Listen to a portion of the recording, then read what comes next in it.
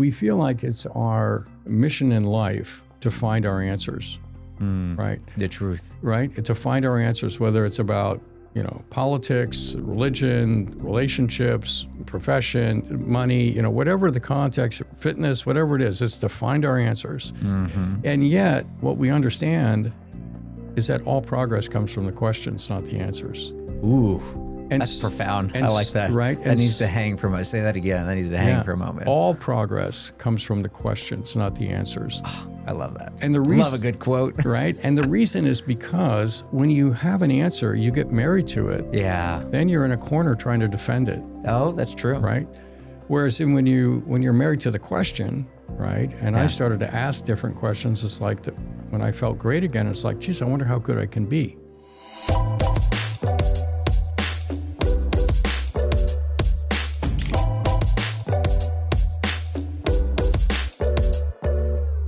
Welcome, everybody, to the Vibrant Wellness Podcast. I'm your host, Dr. Philip Oubre, and I'm sitting down today with Dr. Jeffrey Gladden. Dr. Jeffrey Gladden is a distinguished authority in the field of longevity and preventive medicine. He is the founder and medical director of Gladden Longevity and Advanced Performance Center, an esteemed clinic in Dallas, Texas. He is dedicated to optimizing life energy, longevity, health, and performance.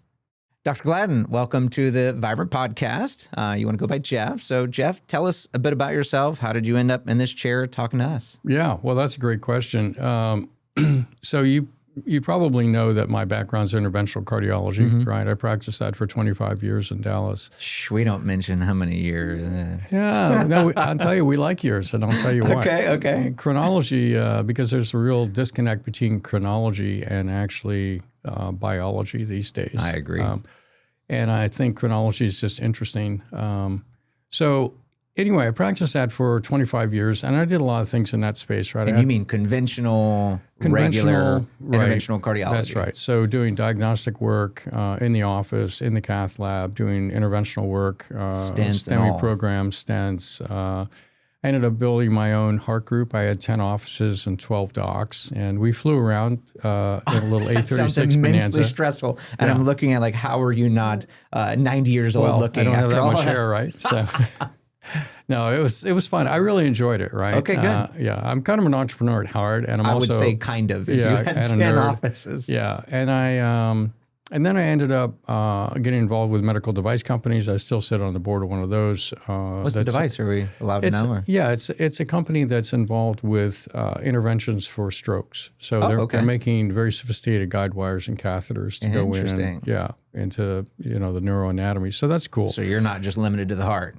Well, yeah, it's a little bit of a legacy activity. The company's called Scienti. It's very it's a rapidly growing company.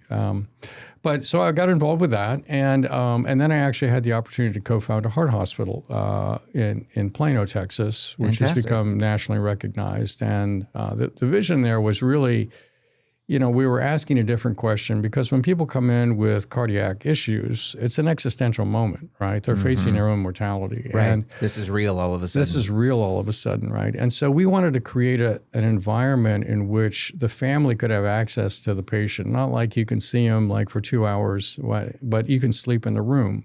Okay. In the ICU, you have access essentially 24/7, these kinds of things. So the rooms were big. What a crazy idea to have family and loved one and support around you while you're at your lowest, scariest moment in life. Right, because everybody does better when they're surrounded with loving, supporting energy, right? And how could we ever forget that? And we're not going to get into the COVID thing, because that's too big, but that is one of my biggest disappointments in medicine of COVID, is separating people from their shit. I've been in the hospital once for 5 days, and it was the scariest thing in my entire life, facing my mortality. And you're isolated, and it's, so. I don't know how I could have done it without my family there, so. Great for you guys. Okay, tell us more. So anyway, and we also built it that was incredibly convenient for the physicians and the nurses, right? Yeah, that's the nice logistics, so you don't have to walk 85 steps or go 2 wings over. So anyway, it was a great project. It's actually spawned different satellite hospitals now. Very cool. It's not limited to Plano anymore. That's right. It's a little more regional, if you will. Yeah. But what happened to me in my 50s was I basically was getting sick. Right, I'm putting on weight. I'm fatigued all the time. I am also, when I would become stressed, I would get anxious, and then I would feel myself go over a cliff of depression. Yeah, and I'm developing brain fog. Right, and I'm losing muscle mass and strength, and I can't keep up with my kids anymore. Yeah. And so I'm assuming it was gradual, just kind of year after year getting worse and worse to a tipping point. it hit a tipping point. It was a little bit sudden. I'd had the first tipping point at 40. I've always been very athletic, right? I played some soccer in college before my chem labs, kind of interfered with practice. Yeah. Played some basketball in high school, a little bit of intramural. I'm a mountain biker, snowboarder, Even back then? surfer, all that. Even back then. Well, no, I picked that stuff up later. I started mountain biking. Because that's what we were talking about before this, right? Mountain biking in my 50s, and I started Never too snowboarding in my late. 45s. Never too late. That's exactly right. Yeah. So anyway, I'm going along, and I can't keep up with my kids anymore. So I go in and I want to be tested, right? This is all concerning to me. Yeah. And my kidneys were damaged when I was 5 years old. I had post-strep glomerulonephritis. Really? Yeah. I haven't heard that in a long time. Yeah. So, my GFR was, kind of in the low 40s, high 30s, would bounce around. Now it's up to 50. Isn't that crazy? Reversing kidney disease, Right? something conventional medicine doesn't really talk about. Exactly. Yeah. But it's so doable. Yep.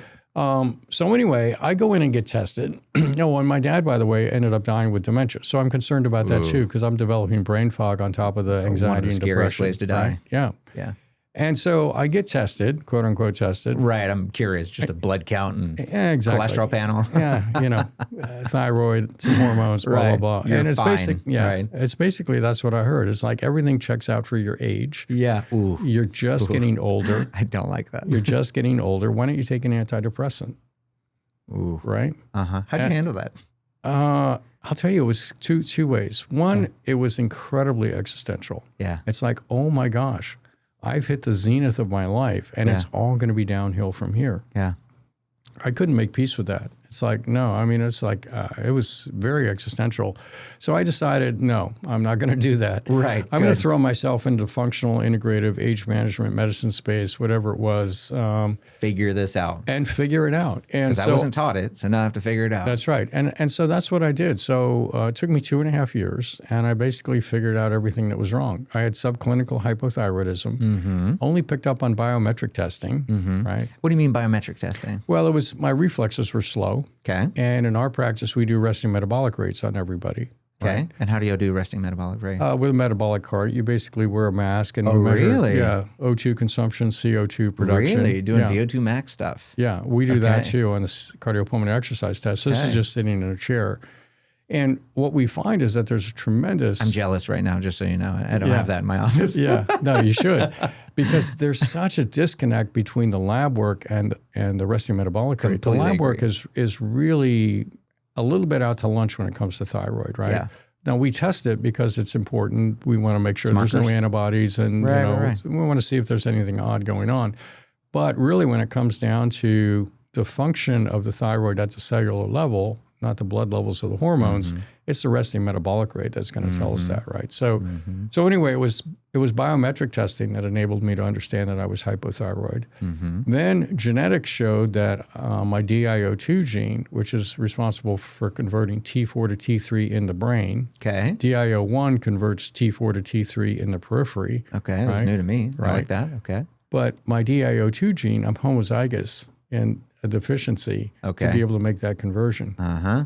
So even worse in the brain. Correct. So if you just gave me Synthroid, right, T4, it wouldn't have been that great. Yeah. So the fact that... Partial gas pedal, partial emergency brake. Exactly. So the fact that I knew that and got on T3, T4, the lights came back on. It was like, oh my gosh, I feel like energized again. And then, of course, I was hormonally depleted, so some testosterone, DHEA, that was a big piece. It's all tied together. And that was, 20 years ago, and that was not... it was there, but it was still a little bit edgy. Yeah. So we got going with that. And then... that didn't scare you? Because I know we had a big testosterone scare in cardiology and all that. Yeah, we did. There was a whole study showing that men on testosterone had a higher incidence of cardiac events and all this other kind of stuff. And what's your take on that real quick while we're in your story? Right. I think it's a complex equation. Yeah. I do think that hormones in general are... substances to be respected. Yeah, right. Absolutely. I think they're done poorly in many cases. Agreed. Men get put on testosterone, and then they get put on anastrozole, basically to block estrogen production, instead of looking decrease at why. aromatase. Right. Yeah. And nobody's checking the downstream metabolites to actually see what's going on. right? Yeah. And men need estrogen just as much as women need testosterone. Agreed. I don't like it when they say, no, I just don't need any, zero out my estrogen. That's right. No. Yeah. So young people have estrogen, young men have estrogen, so why wouldn't we, even on replacement? It's all about balance, right? It's all about not balance. Too high, not too low, just right. Goldilocks. And particularly, I don't have these genes, but particularly if you have ApoE4 genes or something like that. I do. Okay. Estrogen's critical for your brain, right? Yeah, it's one of the critical things for your brain. So anyway, I got on the right thyroid. I got on some testosterone, got on some DHEA. And then when it comes down to the anxiety and depression, I don't methylate very well. Right? I've got multiple holes in the methylation cycle. So once I think a lot of people resonate with that too. Yeah, and it's so common for people from Northern European heritages. It's I mean, it's like 60, 70% have some issue going on somewhere, right? Yep. So anyway, I seen what those holes were. I was able to fill them in, and then all of a sudden, I could come under stress and I wouldn't get anxious, and I wouldn't get depressed. And if I feel myself getting depressed, I travel with some SAMe in my backpack. If I take 2 of those, literally in 15 minutes, I feel fine again. That is cool. This was very cool. So this was kind of your lights on moment of the, like, we've been maybe not lied to is the right way, but we've been uneducated about these things. And so in this part of your life, you're still very in deep conventional cardiology. And so what was because you wrote your book, right? 100 is the new 30. Well, that came much later. Okay. Yeah. Okay. So what's that conversion like? Yeah. So what it was actually an epiphany. It was an epiphany. Once I really started to feel good again, it was a sense of, oh my gosh, I've been practicing sick care, not health care. Right. Yeah. And I started to tell people, this is sick care over here. And I felt so called to practice healthcare that I essentially base jumped out of this whole scenario. That's a good metaphor. Right? Okay, base jumped. Yeah, I did. I base jumped out in 2012 because I knew how to make a living as a cardiologist. Yeah. I had no idea how to make a living outside the insurance industry. Right. Zero. Right. And I went 4.5 years without a paycheck. Right. And so I had other lines of revenue from other, things I'm involved in. But you're figuring it out. But nonetheless, it's a high hurdle for somebody that's trained in a particular way and gets married to a particular set of answers and a way of thinking to say, you know what, actually there's a whole world of information out there that I didn't know about that was so incredibly useful.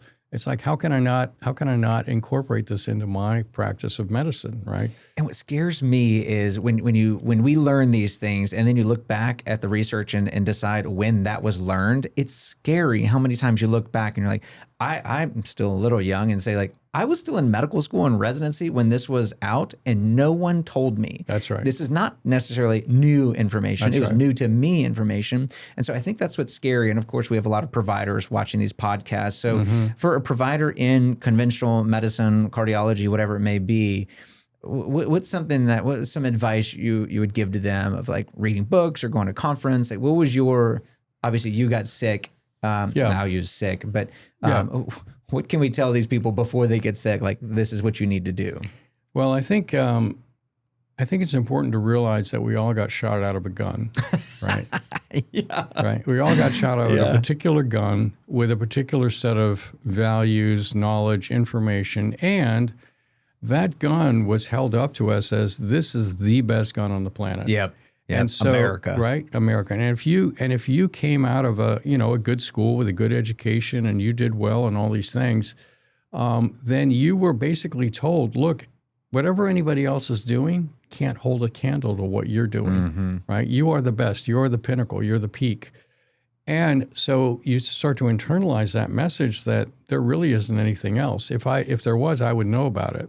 What you don't realize is that pharma's back there pulling the strings with the FDA, pulling the strings on what you see, pulling the strings on what insurance payers are paying for. And you don't really realize that you're actually a puppet. You're a puppet. Yeah, I was going to say you're kind of like a puppet in a system that's really managed by the dollars around, pharma and equipment and things like that, right? So you become an indentured servant into a system. And you can't see it. It's a little bit like the Truman Show. Yeah. Right? Yeah. You can't see it. Yep. So for me, the epiphany was finally seeing it. Yeah, and then so saying, I wanted to can't bring do that it back. anymore. So the seeing it specifically, and my story is somewhat the same, similar. Luckily, I was sick and didn't know it. I was gonna be sick, but it was in the lab work and things that I started to realize, like, okay, what are these labs? I've never seen them before. I wasn't taught them. Let me learn more about it. Let me learn more about it. And it sounds like your story was kind of the same. Same. Doing these advanced labs that no one has told you before. That's right. But having an open mind enough to order these labs and saying, hey, I don't know what these mean. That's right. But I'm going to figure it out. That's right. I think, one of the other things that I realized is that this is true not only for physicians, but it's true for many professions. And it's also true really as a general concept for humanity. We feel like it's our mission in life to find our answers, right? The truth. Right? To find our answers, whether it's about, politics, religion, relationships, profession, money, whatever the context, fitness, whatever it is, it's to find our answers. And yet what we understand is that all progress comes from the questions, not the answers. Ooh, and that's profound. And I like that. Right? That needs to hang for a moment. Say that again. That needs to hang for a moment. All progress comes from the questions, not the answers. Oh, I love that. And the reason, love a good quote. Right? And the reason is because when you have an answer, you get married to it. Yeah. Then you're in a corner trying to defend it. Oh, that's true. Right? Whereas when you're married to the question, right? And I started to ask different questions, it's like when I felt great again, it's like, geez, I wonder how good I can be. Right. If I can feel this good, right? What else can I do? How good can I be? Right? Yeah. Is this what led to the 100 is the new 30? Yes, because then it's like, I wonder how many years and decades can I carry it forward? Right. And then the questions that power our practice now are, how good can you be? How do you make 100 the new 30? How do you live well beyond 120 and crack the Hayflick limit? How do you live young for a lifetime? Right. And how do you develop a 300-year-old mind? Right? Because we'll talk about longevity in a minute. But the idea that questions are so powerful, we literally in my practice have thousands of answers, right? And we're not married to a single one. We're only married to the questions because that's where all the progress comes. So it's a paradigm shift. It's almost like seeing a picture in relief, where you look at a picture and you're seeing one thing and then all of a sudden the other side comes out. And now it used to be a horse and now it's a wolf or something or whatever, right? Kind of a cool thing. That's kind of that reality shifts when it goes into relief. And it's like, no, it's all about the questions. Yep. So then it's like, well, what questions am I asking? Right? What questions are worthy of me asking? Right? Because when you identify your questions, now those become, nothing's probably eternal. Sun's going to swallow the earth here in 4 billion years. But the point is, the questions can have a much longer shelf life, right? Agreed. So. And what we know today can be wrong next year. I tell my staff is, if we ever look back 1 to 5 years at our protocols, treatments, our testing, whatever it may be, it better be different. That's right. Because if it's not different, then we're falling behind. That's right. And I think that's my scariest thing about conventional medicine is they're so far behind. I mean, they're still doing lipid panels and not even ApoB and ApoA. And it's like, how did they get here? Because the lipid panel was invented in the 1940s, 50s, something like that. And that's still the standard of care. I know. Seriously, it's been 60 years, guys. I know. I look at the cardiology literature and they're still arguing over the same thing they were 30 years ago. I mean, it's like, please. Speaking of married to an answer and not asking the right questions. Right. It's because when you get inside that box, then your playground is to keep, sniffing around inside that box. So anyway, I think one of the key things is being eternally curious because that keeps you married to the questions. And then one of the things that we've discovered as we've gone along is that we've come to understand that this concept of longevity, initially I got into it from the standpoint of health optimization, right? But then, of course, longevity was just being talked about and it resonated well. So, but anyway, I think one of it is that we feel that longevity actually represents the greatest opportunity humanity has ever had to actually level up. Yep. Right? I agree. Because if you're 100 years old and you have a 30-year-old body and you also develop a 300-year-old mind. So what do you mean by that? The second time you say that, a 300-year-old mind with a 100-year-old body. Okay, let me set the context about that. We'll come back to that in a second. So here's the problem. We experience aging as a linear process, and we relate to it as a linear process because every year we go another lap around the sun. Right. chronologically it's linear, so we're kind of on this linear process. And yet it's not linear, it's exponential. We know that people age much more between 60 and 70, 70 and 80 than they do between 20 and 30 and 30 and 40. That makes sense, yeah. We know that, right? We see it. Well, you look at the data, the aging protein spikes that happen as we go through life, it's an asymmetric process to begin with, right? It's not linear, but it's accelerating, right? It accelerates. And so the question is, if you have an exponential process, then you're going to need an exponential solution, right? Right. And what we find is that most solutions are linear solutions. Yeah. I'm going to eat better. I'm going to exercise. I'm going to learn to meditate. I'm going to get a Fitbit or a Whoop or an Oura Ring. Wonderful, great Which stuff. are important. They're all important. Stuff. I'm not diminishing them at all. Yep. I'm simply saying that they're not enough. Right. On their own, they're a linear response to an exponential problem. So what I ended up conceptualizing was, well, let's create an exponential response to an exponential problem. And so that consists... And assuming that doesn't mean just exponentially more supplements. It's No, it's not. It really starts with, well, there's 5 different circles, right? So the first circle is life energy, right? Okay. Which is the psycho-spiritual space, right? And that's really the circle that binds all the other 4. I believe that. Right. Because, you know, as well as I do, if your mindset is off, if you're depressed, if you're addicted, if you don't feel safe, if you're anxious, if you don't have good relationships, everything else falls apart. Yeah. Right? You self-sabotage if you have addictions, whatever else. So life energy is number 1, right? And the will to live. the will to live, The desire and the to live. opportunity that life represents is all coupled in there. And then next to that is longevity, which is actually looking at the hallmarks of aging, right? We're up to about 16 in my reference point. And these are both phenotypic expressions of aging, but also drivers of aging. Right. And the way they interplay with each other is what actually spins this up like a tornado that accelerates the aging process. Makes sense. Right? So most longevity practices do not deconstruct the hallmarks for the individual to understand where they are in the process and how to actually reverse that spin, right? Or slow it down or reverse it. So let's dive into that a bit and say, what are the common mistakes, if you will, or plateaus that you see people get stuck at? I know one of the things I commonly see is like, okay, you did thyroid replacement, you did testosterone replacement. We're picking on men, but hormone replacement, whatever, and then you stopped there. Is that a common thing you see? Yeah, what it's are the a common thing. things that people need to be thinking of to get outside of the box? Okay, you figured out the thyroid and the hormones. Next, the way to get level outside up. the box is actually to use an exponential construct, because that forces you out of the box. It's like, okay, so my hormones are doing well, which show up on the health circle, right? Which is every organ system. Okay, so I've got that working. But what am I doing about longevity? Where am I, what's the status of my mitochondria? What are my telomere lengths? What's my senescent cell burden, right? How So are what my are your stem favorite cells? tests looking at those things? Well, there's a whole variety of them, right? And they're not all vibrant tests, right? So, but we send stuff around the world to get reports. All these markers. Yeah, exactly. And we're down to the point where we can actually look at, out of those 16 hallmarks, we can actually get readings on about 13 of them. Yeah. Some of them are a little bit behind the curtain, like intracellular communication and intracellular structural issues. We don't have a great test for that.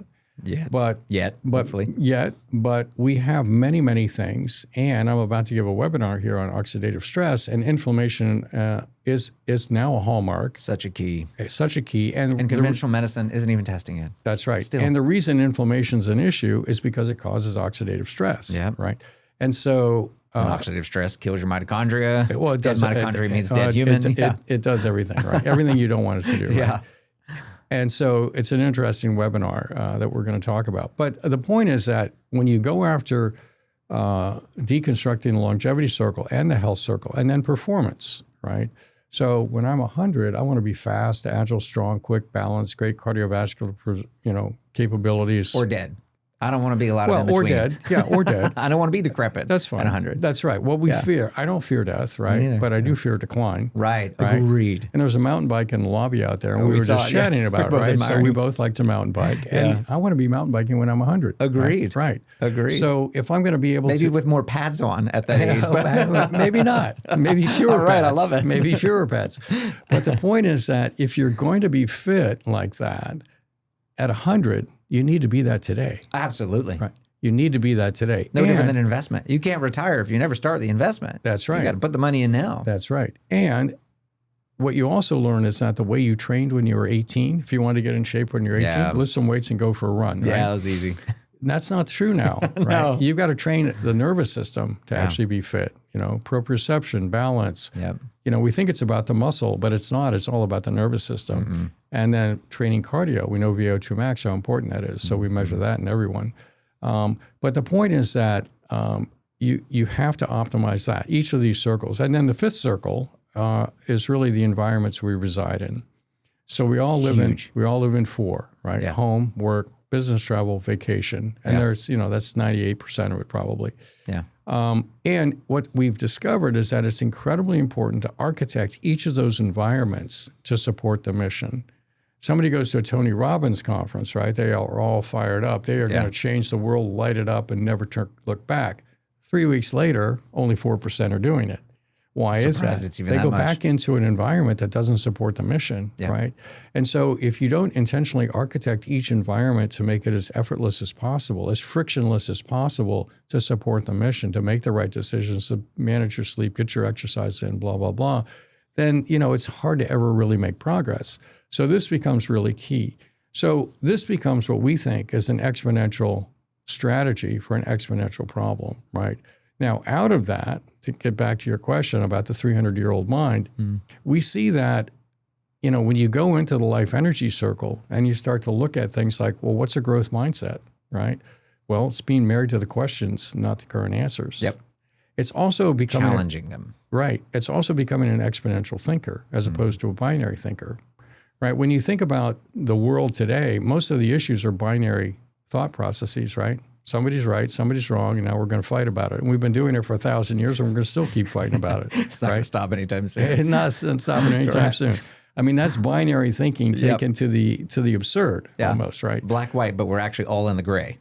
Exactly. Whereas quantum thinking, more like a quantum computing, is looking at a field of all possibilities, right? At this time, in this place, what's the best solution that creates the best harmony for everyone involved, right? That's quantum thinking. And for thinking. this unique human individual in front of us, right? Because the thing that motivates this person may not be the thing that motivates the next person. That's right. Yeah, we're all trying to get them to the 100-year-old, 30-year-old body, but what buttons and levers are completely different. And that's one of my irritation with conventional medicine. It's still statins and blood pressure drugs and not actually looking at unique genetics, phenotypic expression. And the standard of disrepair, not the standard of care, but the standard of disrepair is really binary thinking. It's like, oh, your cholesterol's this, we're going to put you on that, right? To your point, it's not looking at the entire situation. There may be a better solution, right? So anyway, this becomes very important. And then inside that circle also is mental health, right? Because it goes back to your first circle. Right. Well, this is in the life energy circle, right? And mental health, what I've come to discover is that we have all suffered trauma. Absolutely. Right. There is no one I've met that hasn't suffered trauma. Yep. And as humans, that trauma gets imprinted into our nervous systems, and we now live in reaction to that trauma. Yep. Right. So we're basically going around the world on tilt, like a poker player that lost 3 hands in a row, right? We're on tilt now. And every room we walk into, we're on tilt because we're living in reaction to those old traumas, right?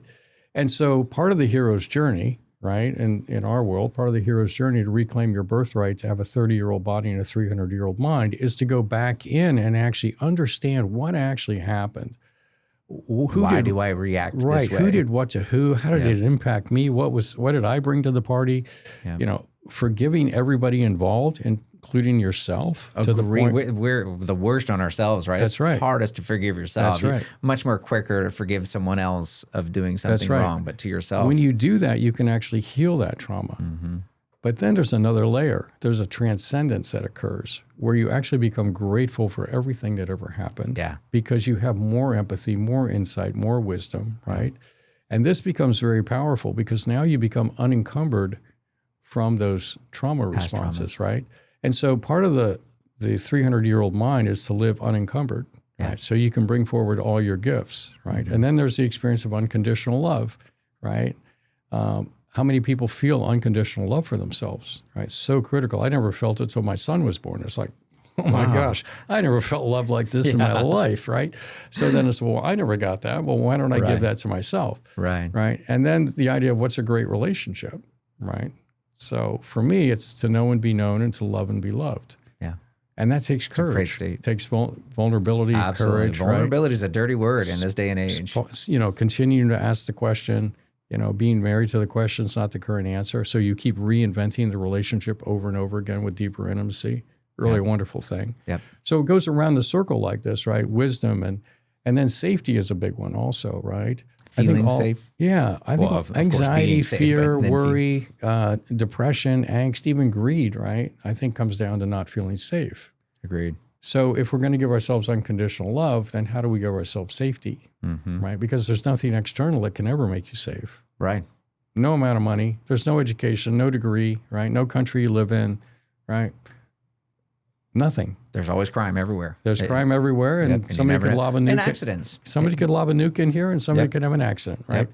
So the point is, how do you actually give yourself safety? Well, that's a psycho-spiritual question too, right? But once you solve these things, then you can actually get to this greater sense of meaning and purpose. It's like, oh, I feel safe, right? No matter what happens, because I'm connected to source. Right. I feel loved. That's great. I'm asking the question, so now what's my purpose, right? Yep. And when you actually start to identify your purpose, now it's like, oh my gosh, longevity, I get to live into my greater purpose and I'm unencumbered. I'm not living in reaction to all this stuff. It's like, it's the best thing ever. And right? if someone does drop a nuke, that's okay. And I was living my purpose until that moment. That's right, exactly. I was doing everything I was here to do, right? Yeah. So you see how it changes the paradigm of life. It's not about retirement. It's not golf for 50 more years. It's like, how do we actually elevate what it is to experience ourselves as a human? I think that's what longevity represents. And they've proven that with studies. How many times have they studied that retirement is one of the greatest stressors of lives, which is just mind-boggling to me. But it's because people don't have a purpose beyond work, and they haven't thought beyond work. That's right. They envision this idea of permanent vacation, but don't realize that permanent vacation without any purpose of serving others and helping others is a meaningless life. They lose their identity, really. Yes. Right. Sitting on a couch, flipping through Netflix, and there's infinite amounts of things to watch and consume. Yeah, but there's doesn't bring no satisfaction there, right? None. I've come to understand that I think humans are at their best when they're creating, right? I'm at my happiest when I'm creating. Yeah. Creating on a mountain bike, creating in a practice, creating on the guitar, creating in a relationship, right? I like that you framed it that way, because I am not the artist, and my creations are not pretty. No one would see them. But like, you still create. Agreed. You I still like that. create. Yeah. You create. You create tone. You create conversation. You create connection. We all create all the time, and I think if somebody's going to retire, they need to move into what's the next way in which I'm going to create and contribute, right? And improve the world. And improve the world, right? Because it's in the giving that we receive. So, yeah. Cool. So, I want to make 2 points to what you just said. One was the trauma word. I have a pretty vanilla background, as my first therapist I ever saw told me when I was finished telling her story. She's like, "You're going to be pretty easy. You have a pretty vanilla background." But what I took from that is, I'm very grateful for the family and things I grew up in. But to your point, everyone has had trauma, and I think in today's day and age, when people say trauma, they think sexual abuse and terrible things and starvation, whatnot. But whatever your trauma is, that was your capital T trauma. That's right. I might have a pretty vanilla background, but my divorce was my big trauma. There it is. And that's big to me. Yeah. And sure, there are other people that have had way worse traumas, terrible things that I just mentally cannot imagine. But whatever that person struggling is the trauma, it's okay to call it a trauma, even though someone else has suffered a worse trauma. To you, that is trauma that you need to overcome. If you sprain your ankle, that's a trauma. That's still trauma. Right? That's still a trauma. It's not the same trauma as breaking your neck, but it's still a trauma, right? And it still changes the way you go about things, right? So I think you still end up living in reaction to it. I also think that the nervous system is interesting because, traumas basically get imprinted into the nervous system. Stress gets imprinted into the nervous system. Body keeps the score, right? That's right. Body keeps the score. And even though the insult has gone away, and even though you go in and actually heal it cognitively, because the trauma was created by an experience, to actually reprogram the nervous system actually takes another experience to rewrite the software. Agreed. Right? And so those consciously accessing the subconscious. Yeah, that's right. And you can do that a number of different ways, right? Yeah. There's deep meditation, there's relational conversation, there's experience of love, or whatever the healing thing is. I think that's you said it so simply. I tell patients, like, in this realm, this is one of the hardest realms for, especially as physicians talking to patients, for them to access, because so much of what we do is based on labs and supplements and medications and whatnot. But all of that is, I call it time, energy, and resources. Yeah. If you want to heal your mind, you have to spend time, energy, and resources. That's right. And it doesn't look like a supplement. It doesn't look like a medication. That's right. So I like that you listed, like, there's multiple ways to access those things. You have to find out for you which way to access it works for you. That's right. I'm surprised, out of all the things I thought we were going to be talking about, I am surprised we're talking about the mental aspect to our physical health, because I'm not the believer that says you can reverse a heart attack with your brain. I'm not that level, but they're all involved, right? Your physical health is involved with your mental health. Your mental health is involved with your spiritual. 100%. It's all connected. That's right. I think one of the tragedies of medicine is that we basically have sliced and diced it, kind of like a Wall Street siloed thing, right? And you're a perfect example of someone that's left the silo. Yeah, right? You were cardiology. I've left the whole farm. And now we care about the whole human. That's right. Because I'm family medicine background, and I'm used to dealing with two different specialists that are saying competing, contradictory information. It's like, okay, well, now I'm the middleman, and now I got to disagree with one or both of them, or try to integrate it somehow. Right. Yeah. So let's bring it back to vascular health, and we're talking about mental health. We talked before the podcast about sexual health and how important that is, and how so many men out there, and I don't want to just keep picking on men, but so many men out there who struggle with erectile dysfunction, that is a vascular problem, which means you have blood vessels everywhere. But two, it also circles back to the mental health problem. I believe there's a lot more mental health ED than physical health ED. It's just there's no drug for the mental health ED. There's all worsen ED. Yeah. No, it's true. I think ED can arise from psychological trauma, right? Certainly we think about psychological trauma for children or women or things like this, right? Abuses and things like that. It's obvious when that happens, right? That's obvious, right? And there's obvious psychological imprinting. But there's other ways to be psychologically damaged, gaslighting, or being told you're too much, or there's lots of different ways in which men also get psychologically traumatized, right? And so again, when you realize that there's been a trauma, that there's been something that you're now living in reaction to, it's really important to go down that process of like, okay, let's dive into this, let's dissect it, let's understand it, let's heal it, let's transcend it, and go through all the steps we talked about. So that's super important. And then there's all the physiologic pieces of it as well, right? Which really boils down to blood flow, nerve conduction, hormone optimization, libido, right? And all these things can be addressed.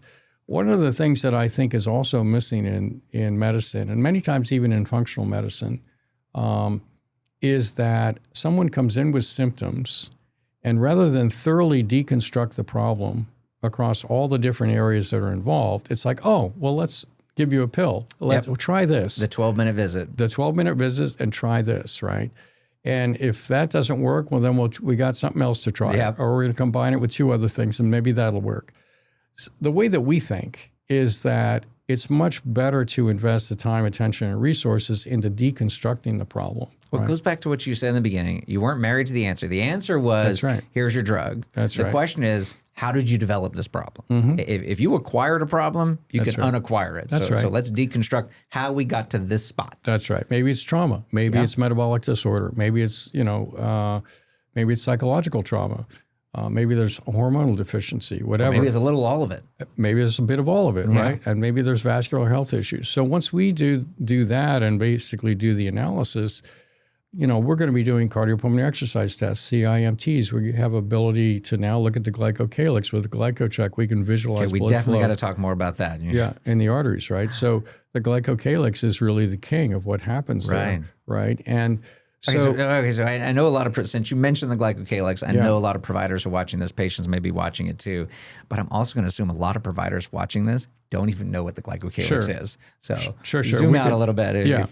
So, the artery, the analogy I use is the artery is a garden hose, right? It has an outer shell, tough outer shell, the adventitia. Then the inside lining is the media, which in a human, of course, can expand or contract, right? That's where the musculature is. Supposed to. Then you got the lining inside the hose, right, which is the endothelium. And a lot of times we stop there. Like, oh, okay, the endothelium's the boss. It's going to make nitric oxide, whatever else. Well, so what's the glycocalyx? Well, the glycocalyx is basically, it's like the grass at the bottom of the stream, right? It's sensing flow in the river, right? If you looked into the stream, you'd see the grass waving. And if it's flowing faster, it's going to be horizontal. If it's, not, it's going to be like this. Well, the glycocalyx is proteoglycans and glycoproteins that are negatively charged, so basically grow up out of the endothelium. And they can grow up very quickly. In other words, these molecules can be assembled very quickly. Really? Yes. In a matter of an hour or so. I'm thinking like kelp in the ocean swaying back and forth. It's not growing like a plant. It's a construction process. Okay. So they can be constructed very quickly and they can be destroyed very quickly. Okay. Like when you eat sugar in a meal, high sugar, you are immediately destroying the glycocalyx. Yeah. It's happening right now. Now, there are some supplements that can actually regrow it. And there's Arteries, which actually has something from an algae that we've tested that actually will regrow it. And there's Revasca that has other products that will regrow it. And together they regrow it really well. So if you're looking for athletic performance, sexual performance, the place you want to start is with the glycocalyx. Even for cardiovascular health, you want to start with the glycocalyx because that negative charge is basically bouncing off the LDL, the oxidized LDL. I wanted to make sure you mentioned that. So you're protecting this from entering through the endothelium into the media and setting up an atherosclerotic plaque. Yeah, because conventional medicine is so focused on whatever the problem is, eradicate it, right? It's infection, eradicate, not rebuild good. It's eradicate bad. That's right. Cholesterol equal bad, eradicate cholesterol instead of, wait, we're born with cholesterol. It serves a purpose for us, That's right. obviously. Right. So it shouldn't just be about eradicate. It's something went wrong to let that cholesterol enter the artery. Right. So it sounds like, and so glycocalyx is still, I know enough about it, but even my knowledge is amateur. And so we've kind of gone beyond the inflammation part of the artery wall. Now we're actually looking at the proteins around the glycocalyx and being able to measure them. That's right.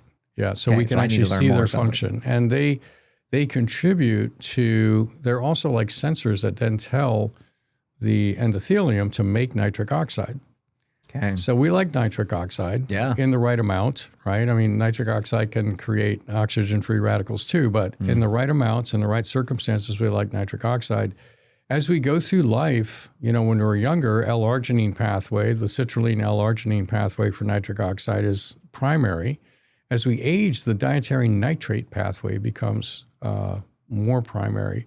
So that means you're getting dietary nitrate from things like kale and arugula and spinach and beets and things like this. So why there's all those beet drinks out there and all that sort of thing, right? And you got to manage your oxalates and all that. So I'm not making a recommendation here, but these are things you look at, high nitrate foods. Right. Arugula doesn't have oxalates. So, and that's generally a dirty word. People are assuming that nitrate word connected to deli meats and porks and all that. That's nitrite you're talking about. But the interesting thing is you eat the nitrate. Yep. It recirculates in the saliva into your mouth, the bacteria in your mouth. If you have the right bacteria. And not too much mouthwash. I had to get my wife off the mouthwash. Off the mouthwash. There are some mouthwashes that are safe. But then you swallow that, and they've reduced it down to nitrite. Now your body uses that, and you can actually measure it with test strips to see how much of that you have. Your body will now use that to make nitric oxide. So that's like when you're eating that diet, you're putting fuel in the tank. Right. So let's say you're going to have a fun Saturday night with your significant other. Okay, go get a big green drink and pound that thing down. Load yourself with dietary nitrate. Before, exactly. Take some supplements to boost your glycocalyx health, right? And then drop in, either Neo 40 or N101 or some of these other products that will actually tell your system to make nitric oxide. You got a healthy glycocalyx. You've got all the substrate that you need. You can drop some citrulline in there too. That's in the Neo 40. Yep. And the next thing you know, you've got everything you need, including a healthy glycocalyx. And that in and of itself can be pretty magical. And the other thing about it is that, with the PDE5 inhibitors, they basically block the degradation of nitric oxide. They just force it. Right. Yeah. Well, they're blocking the degradation, but you can't save what you don't have. Right. So you want to focus on the supply side, Yep. right? And then if you need to add something in on the back end, you can do that. So if you want to really go deep on this and you want to have a great weekend, there are peptides out there that will actually activate. What are some of your favorite peptides in this regard? Melanotan 2, Yeah. PT141. Yeah. And you, It's the only two I know of. yeah, and you can use them intermittently because there's a tachyphylaxis to them, but they work in the brain. They increase libido, they increase sexual activity drivers, and also improve erectile function and libido for women as well. You can have a little nausea with them if you get too much, and different people respond differently.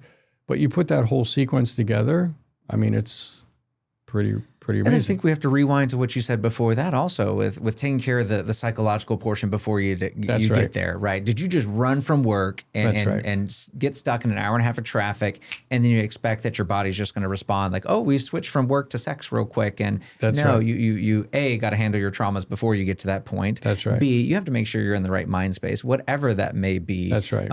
Have the dinner, have the wine, something to relax you before you're expecting your body to perform, and shocked that it doesn't, because that just leads to more mental confusion of like, well, it didn't happen this time.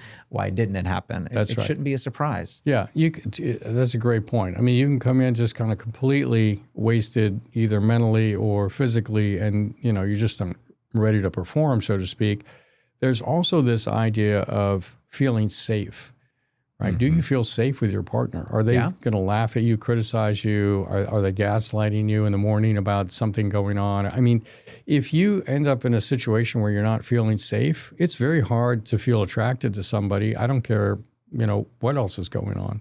Right. So all these things kind of have to be addressed. It makes sense. Intimacy and being naked with someone is a vulnerable position. Sure. And if you don't feel safe and you're naked, that is it's not conducive, right? It's not conducive. Environment mindset mismatch. That's right. Yeah. And we're two guys talking, but if you talk to any women, they would say the same thing. If There's they don't feel 10 safe, more buttons and levers. but ultimately, if they don't feel safe, they really can't feel attracted, right? Correct. And we're the same. Yep. So, yeah. Yep. So I'm curious more about the glycocalyx, and is there anything else that we need to be learning, we need to be understanding? Because that's I need to learn more. That's kind of the fringe part of medicine, I would say right now. Not fringe that it's fake, but fringe that like we don't know enough about It's a little more cutting edge is the way to think about it. That's the better word than fringe. It's a little more cutting edge. Yeah. I think one of the other things that's really overlooked is we do cardiopulmonary exercise tests on everybody. Number one, because VO2 is very important. Number two, because so the people watching VO2, that should be something most people know about, but break that down for people. What is VO2? What is VO2 max, and how do you measure it? Right. So VO2 max really is how much oxygen can your body consume, right?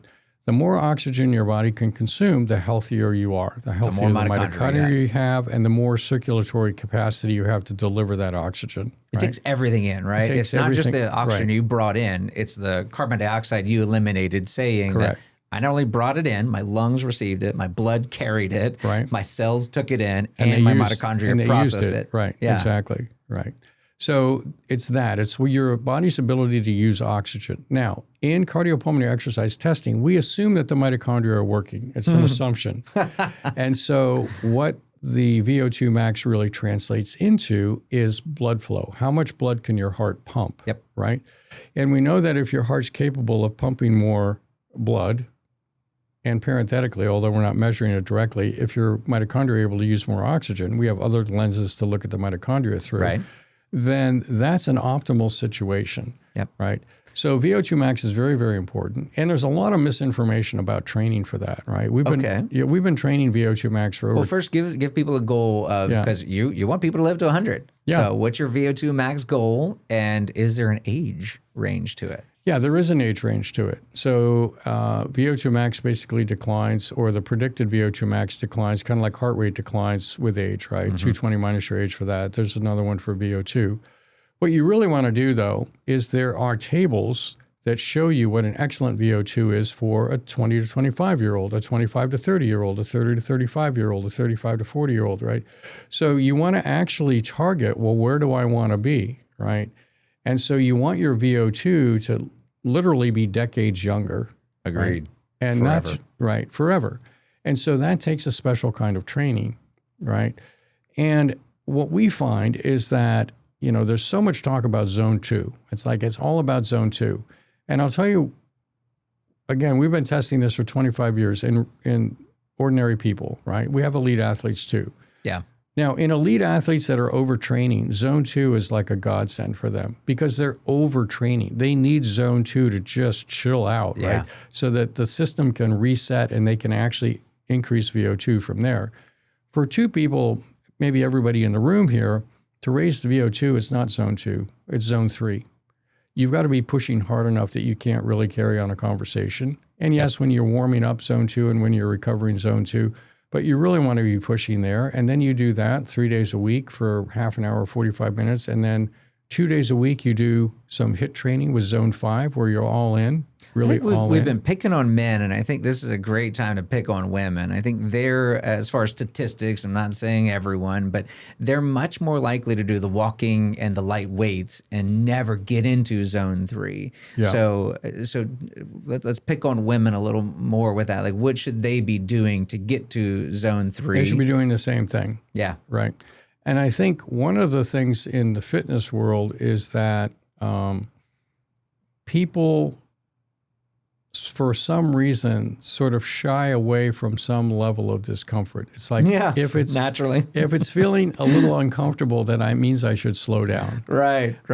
Where in actual fact, it very well may mean that. If your ankle is bothering you, definitely slow down. If it just means that your muscles are talking to you a little bit, it's not a reason to slow down. It's a hormetic stress. Your body needs that stress to be able to respond, to get stronger. So being able to lean into the uncomfortable elements of it, realizing that it's a good thing, becomes really, really important, both for men and women, quite honestly. Comfort is a killer. We know that. It is. Sitting is the new smoking, right? Being too comfortable. Yeah. Always being in an air-conditioned environment. That's right. I mean, how many times have they studied saunas and cold plunges and shocked to find out that that's beneficial? It's like the body wants discomfort. The body wants stressors, acute stressors that relieve. It doesn't want the panacea of bliss. The sweet doesn't taste sweet without the bitter. We should be experiencing. You want those hormetic stresses. That's right. And I would say a general rule of thumb is if any doctor or practitioner or whatever is telling you to do one thing over and over and over again, you should probably stray away from that. If someone's just saying zone 2 or just zone 3 or just zone 5, they're probably wrong. You should be not married to that answer. Your body likes variety, right? Yes. And just because it's Tuesday doesn't mean it's your day to actually try a personal record on, the bench press. Right. You really want to actually adapt your exercise to your recovery scores, right? This is where a Whoop or an Oura Ring or things like that have real value, a Garmin watch, because if you're not well recovered, it's a day to be active, but maybe it's a recovery day. Maybe we're doing some stretching, some balance training, some other things to keep the nervous system limber, but we're not trying to go for a personal record. Yep. And then when we are well recovered, this is a good day to push. Well, let's push. We're going to feel a little uncomfortable. That's great, but you know how great we're going to feel afterwards? We're going to feel amazing. Right, so it's that kind of a scenario, And the VO2 max is a good way to do it because in the VO2 max, I assume you guys are also measuring their output that got them to that VO2 max, and so then they know that's zone 5 or whatnot, and you don't need to stay there. That's your max. Well, we can map their zones based on the report. That's what I figured. Are you all doing bicycling or running? We use a bike because nobody flies off the back of a bike. Right. That makes sense. And anaerobic threshold we also measure, right? Which is basically, the way to think about it is everybody. What's the difference between anaerobic threshold and VO2 max? In my mind, that kind of feels like the same thing. Yeah, they're different. Clearly, it's not. Educate me, Doc. Okay. So all of us were hybrid cars, right? Yeah. We have a gas motor, a mitochondria that burns oxygen and fuel. And then we have an electric motor, the glycolytic pathway that just burns glucose, right, and creates CO2. Two motors creating CO2, one motor using O2, right? So when you have that, the question becomes how far can your mitochondria carry you before the battery has to kick in? That's the anaerobic threshold. So how do you measure that? It's measured with measuring the CO2 production. Oh, bad question. So VO2 max, for understanding, you get on the bike and you just raise wattage until the CO2 the curve anaerobic flattens, threshold right? is defined along the course of that. Oh, okay. So it's not after the mitochondria. It's not after. It's before. defined during that test. We cross the anaerobic threshold, because when you're all in on exercise, you're completely anaerobic at the end, right? I mean, you're fully maximizing mitochondrial function, but you're getting everything you can out of the glycolytic pathway too. Okay, so in the VO2 max, you already calculated. You don't have to do anything You're already getting special. That's right. Interesting. And so the further you can go, the more blood you can pump before the battery has to kick in, the glycolytic pathway, the more in shape you are. Yeah. Right. So y'all are doing this without lactate measurements and stuff. Yeah, we don't have to measure just lactate. Calculation That's on. right. That's Interesting. Right. Yeah. Okay. Yeah. I need to it's learn very more cool about this. Yeah. And then we also look at left ventricular function as related to the workload. With like a stress echo, or how do you do that? No, it's also mapped in the VO2 max testing. Okay, just a cardiac output of some sort. Well, it's mapping stroke volume to heart rate. Okay. And so they should rise linearly, right? If heart rate goes up, stroke volume should also go up, right? But what we find is that the stroke volume many times will taper off, and the heart rate will have to accelerate to compensate for it, right? Because your legs want blood, they don't care. Right. If the stroke volume goes down, we don't care. Right. Pump faster. Yeah. Give us what we need. I want more. Right. Give us what we need. So when you see that taper, you know there's endothelial dysfunction. And it is, I'm board certified in internal medicine, cardiology, interventional cardiology, nuclear cardiology, and in all the tests. One of and family medicine. And in all the testing, some of those have lapsed for me. But in the testing, this is the most sensitive test we've found to actually really understand what's happening with arterial function inside the heart. And not enough people do this test. No, they don't do the test. I don't know we why. had a company doing it, and we bought the equipment, and we try to do it on our own occasionally, but it's hard to do for patients. I wish it were more. So, okay, on that note, especially for people like me, how well do you see the VO2 max correlating with Oura's and Apple Health and all that? Yeah, Are so they actually the pretty close? Garmin watch has actually gotten They were pretty the first good. one to do it, right? It was the first They've I actually heard gotten of it. pretty good on the VO2. The watches have actually gotten pretty good on measuring. The wearables have gotten reasonably good. They're not perfect, but they don't have to be perfect. Right. It's like a scale that's not perfect. It's Right. really more the delta than it is Correct the the absolute. change. That's right. Where are you headed, up or down? That's right. Yeah, mine's been fussing at me lately because I've been off my game a little bit. Like I'm trying to get back after on. this, you're going to be on it. I know. So I always fail at this when people ask me specific stories, but give us a good example of someone that you've seen recently that was not going to make it to the 100-year or 300-year-old brain, and how they came in and what you're able to do to change them in a synopsis. Anybody come to mind that was just an impressive story? Yeah, I mean, we have a lot of people that make significant headway. I think one guy that comes to mind is a guy who was in his 60s when he started with us, and he's a very successful entrepreneurial guy, sold a company, was doing a lot of charity work, and really had a passion for racing Porsches. And so he was actually racing in a national circuit on a team in these Porsche Cup cars. I don't know if you know Porsche Cup cars, but they're full-on Porsche race cars. They look like a Porsche on the street, but it's actually built like a race car, right? And so he's actually very good at that. So he came into us and told us he was thinking about retiring. And I'm like, well, that's interesting. Yeah, everything's slowing down. I just don't feel like I have the energy to do it and all that. It's like, well, I wouldn't give up on that just yet. You're in the right place. That's right. So we deconstructed him, right? Again, the deconstruction is so critical. And we found lots of different areas to kind of optimize for him. I feel like we need some AI video of like breaking a human apart into all the 1,000 little systems. Right. That's right. And he's also a skier, has a home in Snowmass. Yeah. And he was, going to cut back on his skiing. So now the next year he's telling me, you know what, I skied, 48 days today. My kids couldn't keep up with me. Yes. I'm back. I'm still driving Porsches. I'm either on the podium or right next to the podium.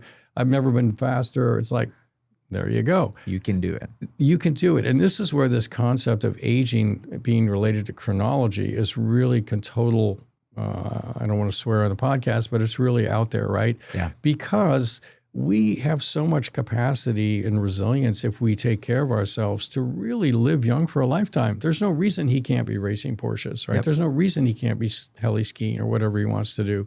And this is the beauty of longevity medicine. Right. But you got to give your body the right tools. It's That's like right. asking the carpenter to come in with his hammer and fix the plumbing problem. That's right. You're giving your body cheeseburgers and nonsense. And when you put garbage in, you get garbage out. You've got to give the body the tools. It's got amazing tools. That's right. But they have to be activated. And there are things, discomfort being one of them, hormesis being one of the things. Like, how are you getting uncomfortable to trigger your body into whatever it needs to do? Fasting, for example. I'm sure y'all do a lot of fasting too, of one of the tools to activate your body. Yep. And trust me, if you've never fasted, it's uncomfortable. Yeah, no, that definitely can be, for sure. So another analogy here is that we're kind of like a very complex race car. We're actually much more complex than that. But, we're also... One of my best friends would love that. He's a big race car guy. He compares everything to race cars. We're out there doing laps every day, right? Yep. And it's not enough to say, well, we'll eyeball it. I feel a little shake in there. Oh, let's throw some new tires on it and see if that works. Yeah. Right? Yeah. That's not how drive it as fast as possible. That's not how an F1 team works. It's like sensors on everything. Let's deconstruct it, put it back together. Oh, we could improve this part, that part. This is the mindset that you want to have if you're going to make 100 the new 30 and develop the 300-year-old mind is, no, I'm a complex piece of machinery. I deserve some real focus, care, and attention. And so that's the mindset that'll get you there. So patients coming to see you, we're mainly talking to providers right now. So patients coming to see you, what's the biggest thing you're seeing providers what are they missing? What's the first thing you can give someone that's hungry to get started in deconstruction? What's the first thing they should start doing to pull on the thread of that sweater? As a provider? Yeah, as a provider. I think the first thing to do is to actually really take inventory of your testing protocols and what information you're getting and what information you wish you could get, right? What are the things that you really wish you could get that you can't get? That's the place to start, because that'll be kind of a pain point for you. And we always respond better if we're taking care of something that's bothering us, right? So think about that and then go out and find those tests. Yeah. They may be in Spain, they may be in Australia, they may be, in Berkeley, I don't know, but go out and find those tests. And maybe they're not ready yet, maybe they're coming. Well, okay, we'll hang in there. Yeah. But at least you know what you're going for, right? And that's a good way to do it, because then you'll actually start asking questions, not relying on what you have and, we're doing the best we can. No, forget that concept. Yeah. It's like, no, what do I really want? So that's what I would say. For patients that are unfortunately married to an answer, or with a doctor that's married to answers, what would you encourage them to do as their first step of like, this is scary, I've never done this before, but I do feel my age and I don't want to be my age. Yeah. There's a really pretty easy test. You can bring it up with your doctor. If your doctor just says, well, it's just, it's part of the game. We're all going to face it, blah, blah, blah, blah, blah, blah. Then you're not with the right person, quite honestly. They may be the right person when something happens, like I got to go to the emergency room because whatever. Fine, great. They're a sick care doc. You could just identify them. Are they a healthcare doc or are they a sick care doc? I think that's pretty easy just to look at them, right? That's right. Well, your doctor should be the person you want to be, or maybe not everything you want to be, or not to make them the standard. But if your doctor's unhealthy, smoking in the parking lot, you might love that guy and really respect that guy or gal, but it's time to seek a new answer, a new question. Right. He's a sick care person. Yeah. Right. That's the thing. So you got to understand that you need sick care in your world, right? I'm not saying that don't have sick insurance. Yeah. Nobody has health insurance. It's sick insurance. Yeah. But you also need a healthcare provider. And so if you have a sick care physician and you want to get healthy and you want to optimize, go find a healthcare provider. Yeah. I want my doctor to look like you. Like you're mountain biking, you're skiing, you're doing things, and you're telling me things I was born in 1954, right? February of 54. So. Don't look it. Yeah. Don't look it. Mm-hmm. I don't feel it. Good. And we shouldn't, right? No, we shouldn't. I have more 60-year-olds that have told me over time, like, gosh, I didn't even know it's possible to feel this good. I've never felt this good in my life. I love that. And it's shocking. And I can say the same for myself too. Like, I'm so grateful that I found this way of medicine, because it certainly wasn't taught to us. Yeah. So give us an idea of what are some things that Dr. Gladden, Jeff, does for his own routine that he loves doing or whatnot. Yeah. What are your favorite things? Well, I'm going to go really down the rabbit hole. Oh, good. I love rabbit holes. So what we've gotten really intrigued by is, and I'll just say this, rather than chasing every phenotypic expression of aging, we've gone for central reprogramming of the aging clock. Okay. Right? So we're starting to look at, are there ways to actually reprogram the body centrally? Yes. And there are, right? So there are stem cells in the cavern of the third ventricle, right, in the walls of the third ventricle in the brain, that are sending out messenger RNA and signals telling the body to stay young. And if you take a young mouse and you destroy those stem cells, they're old in a week, right? If you restore them, they're young in a week.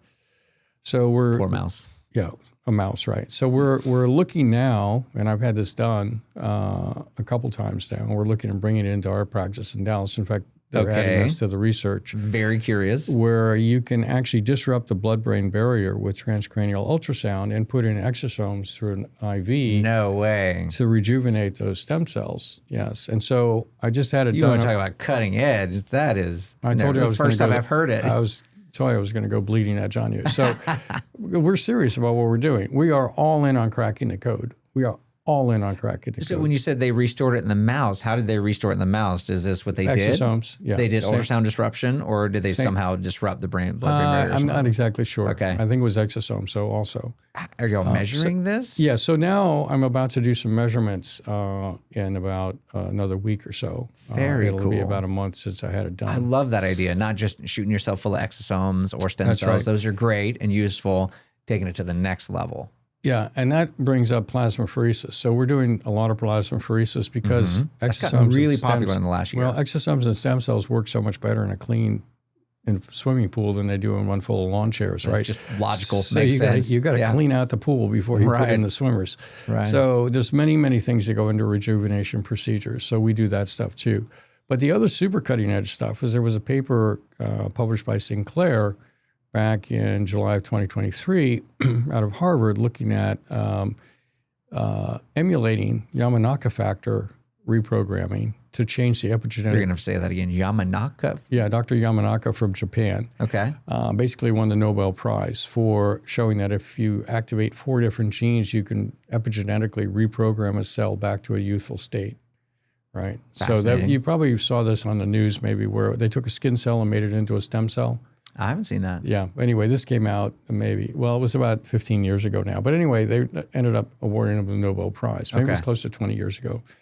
And so this is real science, right? So Sinclair was able to replicate that at Harvard in mice.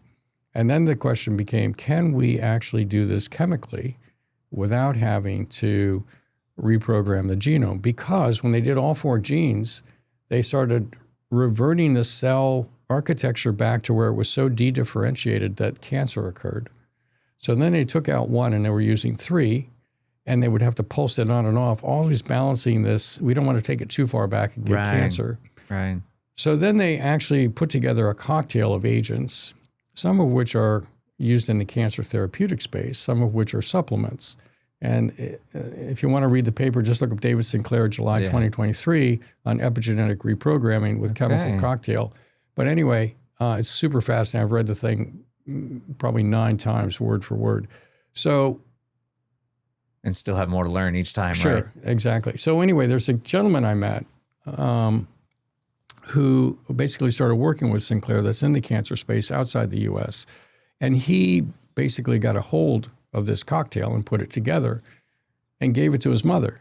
Okay. Right, who was in her 80s. Okay. And had a lot of spinal deformities. And he showed x-rays of her, and a year later, her spine looked normal. No. Yes.